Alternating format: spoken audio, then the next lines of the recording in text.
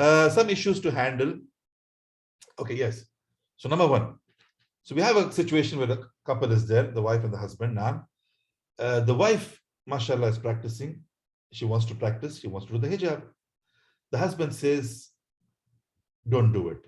I don't like it when we go out with the hijab. We look very funny. People stare at us. It's embarrassing. And the situation is faced by many families, many families. What should the wife do? What should the wife do? Because A, she's a wife now. Remember, Ar-rijalu qawwamuna ala nisa. Ar-rijalu, the man, Allah says in the Quran, qawwamuna is a degree higher, a grade higher, a darajat higher. Ala nisa, on the men. He has more strength. Qawwamun is also strength. He's stronger than the man. So, and we have cases, if she doesn't do it, he may turn violent. Subhanallah, Allah musta'an. May Allah have mercy upon us. So, what should she do? Ideally, see, I'm giving a general. See, all the situations are very specific. Each case is different from the other case. So, unless I know the case specifically, I cannot advise specifically. I'm going to give you general answers. General answers. You can take it and fit it to your own situation if you have a situation, or you can customize it a bit here and there. But for a specific situation, we need to know specifics. I can't give a general answer to a specific. Now, so what should you do in this case? This is a command from Allah. Now, it's not her choice. We don't have a choice. We said the Muslim and the mu'min and the mu'minat don't have a choice in the matter. When Allah decrees and His Messenger decrees a thing, they don't have a choice in the matter. We saw this ayat earlier. So she needs to explain to the husband. Ad-dinu nasiha. Remember, this is her husband. She wants to live with him for the rest of her life. He is the father of her children. There is no point getting argumentative and to hell with you, I'm walking out. No, this doesn't benefit anybody. So the first step is to advise. Show him the ayat. Maybe he doesn't know. He honestly, genuinely doesn't know. He doesn't have that knowledge. He's not as good in the deen as you. It's possible. So show him the ayat, show him the hadith about this situation, give him examples of the sahabiyat, and tell him why it is better for him. Advise him and tell him that why would you want other people to see your wife? I am your wife. I married you, not the rest of the ummah. I married you. Where is your protective jealousy? Where is the ghairat? Advise him. Inshallah, initially he may not like it. Men are usually like this. They don't like to be advised. But keep at it. Make dua. Keep at it. And until then, try to remain in your houses so you don't have to go out without hijab. But try to keep doing this. And women know this, subhanAllah. Sometimes it's strange for me. I tell the sister, not me, but my wife tells the sister, Yani, sisters, as a wife, especially if you're married for 10 years, 12 years, don't you know your husband? Yani, married for 10, 12 years, as a wife, you should know how to control your husband. It's very simple. Wallahi, we men are very easy. We men are very easy. We may look strong. We may look, strong and heavy and biceps and towering personalities and anger on the face. But at the end of the day, we have a very soft heart. Across the board, wallahi, all the men. I'm not joking. We are very easy. The wife should only know when to say something, how to say it, how to approach the husband, cook for him a nice dinner. So he's now eaten, he's now relaxed, alhamdulillah. Wear his favorite dress, outfit, whatever, his favorite perfume. I mean, wives know these things. And approach him and tell him in a manner which, at a time when he's listening to you. Don't go and tell him, hijab is this, and Abu Basim said this, and he's listening, he's watching a game of cricket. He will take it from one ear and leave it the other ear. He's also very good at this. Men are very good at this. They know how to ignore their wives. So as a wife, you should know when to approach him and choose the correct timing. This is very, very important. Wallahi, very important. You want your job done? Use this advice. And inshallah, make dua. This is the strongest weapon we have. But the point is that, the first point, again going back, there is no obedience to creation in disobedience to the Creator. Rasulullah says in the hadith, there is no obedience to creation in disobedience to the Creator. So you cannot obey creation when you're disobeying Allah. So if the husband says, don't do, khalas, I will not do forever. No, you cannot do this. Because now you're disobeying Allah. And Allah is the one who asked you to obey your husband in the first place. So how can you disobey Allah? But again, don't take this directly and slap it in his face. He will not like it. Yeah. You should know how to put it across. Now. And inshallah, he will come around. Don't worry, inshallah. Make dua. And dua is the strongest weapon we have. And have patience, sabr. Number 2, husband wants the wife to do hijab, but she refuses. So now it's opposite. The husband wants to do it, but she refuses. But the husband here has a problem. What is the problem? Because he, as per the hadith of Rasulullah sallallahu alaihi wasallam, is the shepherd of his flock, and he'll be questioned about his flock on the day of judgment. And his flock here includes his wife. And Allah will ask him on the day of judgment, why didn't your wife make hijab? So big mushkila for the husband now, the poor guy. And she's insisting, I will not do hijab. But this situation is a bit more difficult because he can only do so much. He can't, like they say, you can bring the horse to the water, to the river, but you can't force it to drink. He has to advise her. He has to make sure the company is right. There are so many general answers I can give. But specifically, we need to look at specific situations. So why is she not doing hijab? What is the background? What is her family background? All this needs to be looked at. I can't do that now in the span of 10-15 minutes. Yeah. But generally speaking, make sure her company is right. You have a right over this. If her friends are not right, ask her to change her friends. Let her have friends. You yourself try to have friends who are practicing. So their women are practicing, their wives are practicing, and you invite them home. So they come home and the wife gets to meet them and she sees them doing hijab. So all these things work. But you have to make sure she does a hijab. This is your job as a man. Otherwise, you're not a man. Wallahi. Because you have to answer Allah on the day of judgment. You have to answer Allah on the day of judgment. He will ask you this question, why didn't your wife of 30 years do hijab? What were you doing? Were you sleeping for 30 years? Now, so you have to work at it and make dua, inshallah. The mother-in-law does not want the daughter-in-law to do hijab in front of her other son. So what I'm trying to say. So we have the wife, we have the husband, now, and the mother-in-law is there, of course. May Allah give her long life. Yeah. The wives are all smiling type. Yeah. So the mother-in-law is there. Now her other sons also live in the same house. It's a joint family, big, happy joint family. So the husband has like three brothers. And now the sister, the wife, has to do hijab in front of these three brothers because they're non-mahram. The mother-in-law doesn't like this. The mother-in-law doesn't like this. She gets furious. She gets angry. Ooh, mushkila. And the poor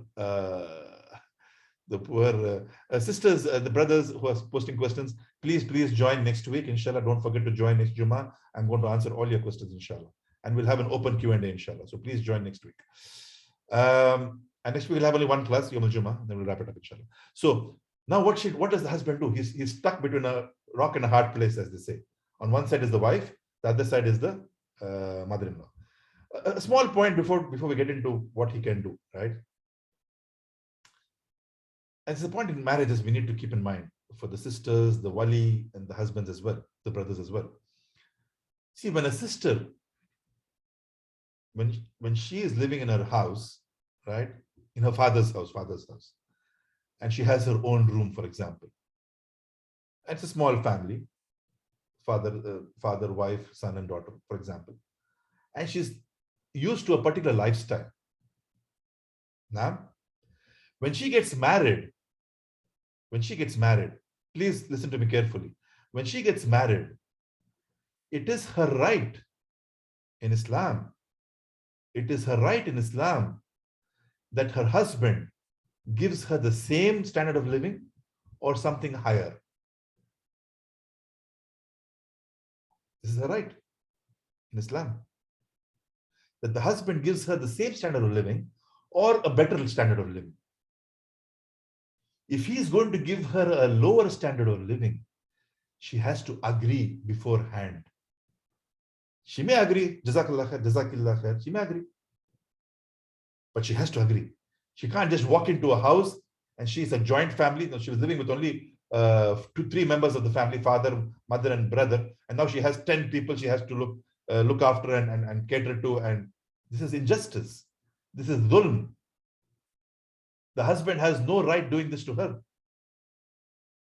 If this is his situation, he should, before the marriage, inform her, I'm having a joint family. I can't live separately. My income is less. My salary doesn't allow me to have a separate house for you. Are you willing to marry me? If she says, okay, alhamdulillah, no problem. Now she can't complain. If she says no, this is her right. Look for somebody else. So to bring her into a joint family, and her mother-in-law is there and her father-in-law, which is good. I'm not saying they should not be there. Don't get me wrong. There is great barakah and blessing because of the elders. But she should know this beforehand, that she's walking into a house with her 3 other brothers. And if she knows this, she should tell her husband, I'm going to make hijab in front of them. If the husband agrees, now later he cannot tell her, okay, my mother is saying no, so expose your face. No, he cannot tell her this because he has agreed before the marriage that his wife, his new wife or to-be wife, is going to do hijab in front of the brothers. He's agreed. If he's agreed, now he cannot say later on, my mother is saying, remove it, you have to remove it. No, he cannot say this. He has no right to say this, and she cannot obey him. She should not obey him. Nor should she obey the mother-in-law. So in this situation, the husband has to know who is right and who is wrong. Obviously, the wife is right, and the mother is wrong. So now he needs to advise the mother. This is very, very important. He needs to advise the mother. He cannot say, it's my mother, I'm respecting her. Yes, he has to respect her. But now you're going against Allah subhanahu wa ta'ala. On one hand, you're respecting the mother. The other hand, you're disobeying Allah. With this hijab is not something your wife, it's her own personal choice. No, it is a command of Allah. So what do you want to choose?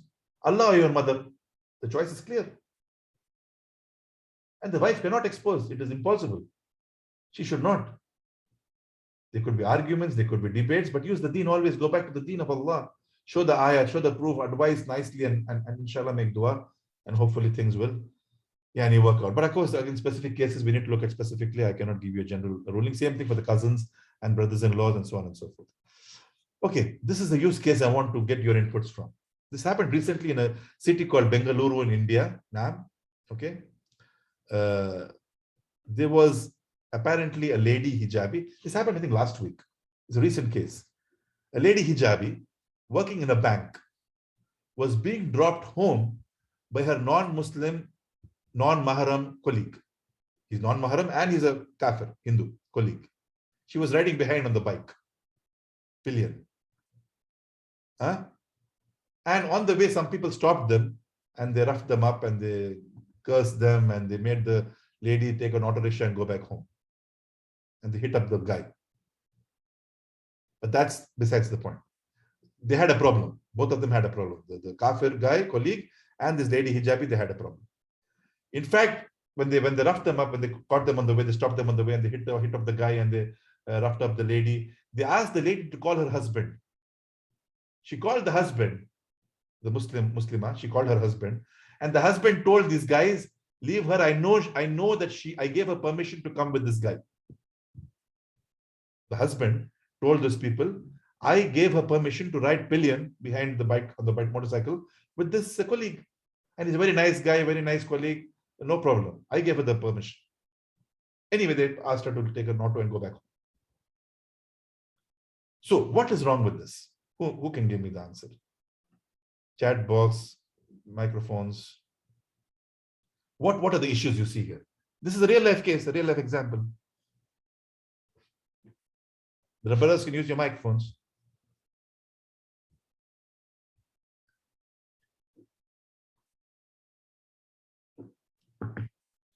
Khulwa, okay. Fine. What about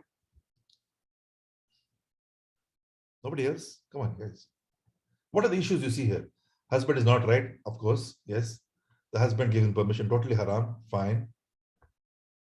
The husband is not right. He was too lazy to go and pick up whatever. I don't know. Yeah. Khulwa type.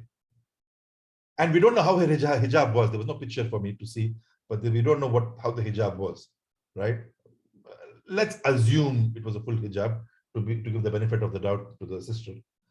Non-Mahram, yes, non-Mahram, kafir as well. And working, she was working, naam, and working in a bank. She was working, naam, and she was working in a bank. You're working in a haram place. Your income is haram. What do you expect? So there's so many issues. Jazakumullah khairan. Yes, alhamdulillah. All of you are right. Alhamdulillah. So there are so many issues here. The problem, what we are doing today, brothers and sisters, is now we're finding fault with the people who stopped them, and we're trying to, why did they do this to them, and they should not have done. Go back to the root cause of the issue. What is the root cause? The root cause of the issue. A, she's a Muslimah, she's working. B, she's working in a bank. C, I don't know how her hijab was. Allahu alam. But that could also have a problem. B, number 4, she's riding pillion. She's not riding in a car. She's not going in a car where you can sit next to the man. She's sitting behind the guy, maybe holding the guy. Subhanallah, Allahul Musta'an. What are you thinking? Yeah, sister, yeah, Muslimah, where is your fear of Allah? Where is your deen? You're sitting behind a non-mahram man and a Hindu man and riding on a motorcycle, maybe holding him because it goes fast. And your husband is, subhanallah, the youth. Your husband is a dayuth.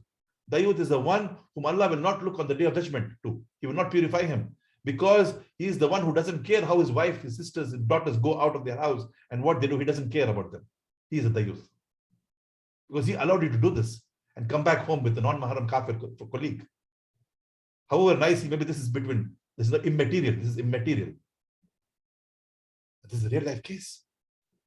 So instead of going back to the root cause and checking this, you're talking about these guys hitting you and roughing you. Subhanallah. Yeah, that is also wrong. I agree, yes, but you have a bigger problem. The Muslimah is at fault. The point I want to drive across, brothers and sisters, we see a lot of cases like this happening all around the world. But stop, ponder, pause for a while and go back to the root cause. See why, what is the issue? Why did this happen? And you will find always there is a problem with us Muslims. Allahumma musta'an. So, the final solution, we still have some slides, but I think I need to do this next week. That Islam, like we said, is a deen of justice, not equality. It makes things, because equality is making things equal, and we are not equal. Men and women are not equal. But justice is putting things in its proper place. As an example, you have a small infant child, 2 years old, 1 year old. Will you give him barbecue to eat? Kebabs, or hummus, or biryani, or kabsa? What will you give this to 2 years? That is injustice. You can't say, I want everybody to be equal in the family. The adult is eating kebabs. So I want my 2-year-old son to also eat kebabs. Equality. Be equal. That's nonsense. You will not do this. You will say, no, I want to be just to the child and give it, the cereals and the baby food and whatever. And when husbands and wife are there in the family, we should understand the wife, it is not about the wife. Yes, we said ar-rajalu qawwamun 'ala nisa, but it's not about the wife submitting to the husband. No, it's about both of you submitting to Allah. That is how a family should work.